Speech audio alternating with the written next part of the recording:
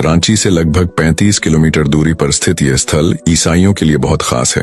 हर साल यहाँ पर 1 फरवरी को होने वाला मेला में न केवल झारखंड से बल्कि ओडिशा, असम, छत्तीसगढ़, बिहार और पश्चिम बंगाल जैसे अन्य राज्यों से भी लोग यहाँ आते हैं। आखिर क्या हुआ था इस स्थल पर और क्या है इस स्थल की कहानी, आइए जानते हैं। इस स्थल की कहानी 10 मई 1857 के सिपाही विद्रोह से शुरू होती है, जब उत्तर प्रदेश के मेरठ में विद्रोह की शुरुआत हुई और जल्द ही दिल्ली, कानपुर, झांसी, इलाहाबाद, लखनऊ और अन्य हिस्सों में फैलते हुए जुलाई-अगस्त तक छोटा नागपुर क्षेत्र तक पहुंची, जहां आदिवासी समूह पहले से ही ब्रिटिश शोषण के खिलाफ असंतुष्ट था। और जब विद्रोह छोटा नागपुर में फैलने लगा तो उनके इस भावना को और मजबूत मिली। जर्मनी से आए 4 मिशनरी प्रचारक से प्रभावित होकर ईसाई धर्म अपना चुके छोटा नागपुर क्षेत्र के कुछ आदिवासियों को पारंपरिक आदिवासी राजाओं द्वारा ब्रिटिश समर्थक समझकर संदेह की नजर से देखा जाने लगा। इसका परिणाम यह हुआ कि उन्होंने चर्चों और मिशनरी स्कूलों पर हमला किया। रांची के गौसनर चर्च के संपत्ति की लूटपाट की गई तथा वेदी पर रखे हुए वस्तुओं को भी तोड़फोड़ की गई और चर्च को तोप से उड़ाने की कोशिश की गई, लेकिन उसकी मजबूत संरचना के कारण चर्च खड़ी रही। चर्च आवासीय स्कूल में पढ़ने वाले या पहला बपतिस्मा प्राप्त किए हुए 120 से अधिक मसीही भाई बहनों को जब पता चला कि विद्रोही उनके तरफ बढ़ रहे हैं तो वे अपनी जान बचाकर रांची से पश्चिम के जंगल पहाड़ की ओर भागे। लगभग 30 से 38 किलोमीटर तक दौड़ने के बाद वे डुमरगाड़ी के कारो नदी के किनारे पहुंचे तो उन्होंने देखा कि नदी बरसात के कारण भरी हुई तेजी से बह रही है। उस समय उनके लिए आगे बढ़े तो बह जाने का खतरा और पीछे लौटे तो विद्रोहियों द्वारा मारे जाने का खतरा। उनके लिए आगे भी मौत, पीछे भी मौत, ऐसा स्थिति हो गया था। इस विकट परिस्थिति में उन्होंने घुटने टेककर प्रार्थना करते हुए खुद को ईश्वर के हाथ में सौंप दिया। इस परिस्थिति में कुछ ऐसा होगा उनमें से किसी ने सोचा नहीं होगा। एक बड़ा सा पेड़ गिरा और उनके लिए नदी पार करने के लिए पुल जैसा एक ढांचा तैयार हो गया और वे उस पेड़ के सहारे नदी पार किए। और जैसा ही वे सभी नदी पार करके दूसरी तरफ पहुंचे तो वह पेड़ बह गया।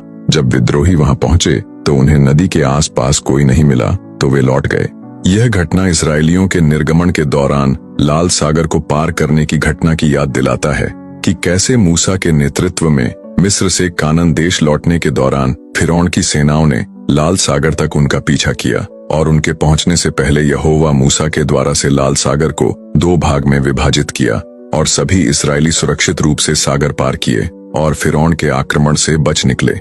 लेकिन जैसा कि इसराइलियों ने कनान देश पहुंचने से पहले यहोवा के प्रेम और चमत्कार को जब तक पूरी तरह से नहीं पहचाना तब तक 40 वर्षों तक उन्हें रेगिस्तान में भटकाया, वैसा ही कुछ इन मसीह लोगों के साथ भी हुआ। नदी पार करने के बाद जल्द ही उनको एहसास हुआ कि वे चारों ओर से जलधारा से घिरे हुए हैं। थकान और भूख मिटाने के लिए टापू के कांद मूल साग पात पत्तियां खाकर जीवित रहने का प्रयास किया। इसी बीच ईश्वर ने उनकी सहायता के लिए पड़ोसी गांव डुमरगढ़ की पोलिना तोप्पो और लतरातू की हन्ना लकड़ा को उनके सहायता के लिए प्रेरित किया। उन्होंने लंबी बांस की लकड़ी के सहारे भोजन और पानी इन शरणार्थियों तक पहुंचाया। यह सहायता लगभग 6 सप्ताह यानी लगभग 40 से 42 दिनों तक जारी रही। 6 सप्ताह चारों ओर बाढ़ की पानी से घिरा, जानवरों एवं सांप बिच्छुओं से भरा टापू, बरसात के मौसम में छत विहीन अस्तित्व, घनघोर रात्रि में ना दिया ना बत्ती, ऐसी कठिन परिस्थितियों में ईश्वर ने उनको बचाए रखा। इस टापू में रहने के दौरान उन्होंने ईश्वर की दया, प्रेम, चमत्कार और अनुग्रह को बड़े नजदीक से देखा और अनुभव किया और जाना कि ईश्वर हमेशा अपने विश्वासियों की रक्षा करते हैं। और इस महत्वपूर्ण घटना और परमेश्वर के याद में उन्होंने पत्थरों की वेदियाएं बनाई और ईश्वर के समीप इकट्ठे होकर ईश्वर की आराधना और धन्यवाद किए। और जब विद्रोह शांत हुआ तो वे वापस लौटे। वेदियों के बारे में ऐसा कहा जाता है कि उन्होंने 3 वेदियां बनाई थीं, लेकिन वर्तमान में केवल 2 ही अस्तित्व में हैं। तीसरी वेदी उस टापू पर थी जहां वे 6 सप्ताह तक रहे थे। जो समय के साथ वह टापू और वेदी नष्ट हो गई, लेकिन उसे एक नया रूप देने की कोशिश की गई है। जो आप स्टेज देख रहे हैं वही तीसरी वेदी है। आज यह स्थान ईश्वर के चमत्कारों का साक्षी माना जाता है। हर साल 1 फरवरी को यहाँ एक बड़ा मेला लगता है जहाँ झारखंड सहित अन्य राज्यों से भी लोग आते हैं।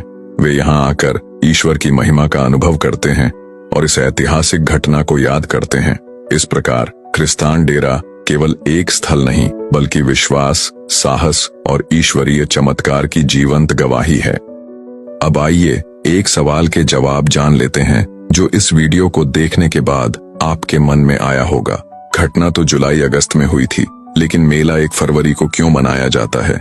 इसका सटीक कारण तो मुझे नहीं मिला, लेकिन वहां जाने के बाद जितना मुझे पता चला उसके अनुसार मुझे ऐसा लगता है कि वह नया वेदी नदी के बीचों बीच स्थित है और बरसात के मौसम में नदी का जलस्तर काफी बढ़ जाता है और आसपास के इलाके भी कीचड़ हो जाते हैं, जिससे वहां मेला आयोजित करना तो दूर, पहुंचना भी मुश्किल हो जाता है। इसीलिए मौसम को ध्यान में रखते हुए मेला 1 फरवरी को मनाया जाता है, जब मौसम सुहावना और अनुकूल होता है।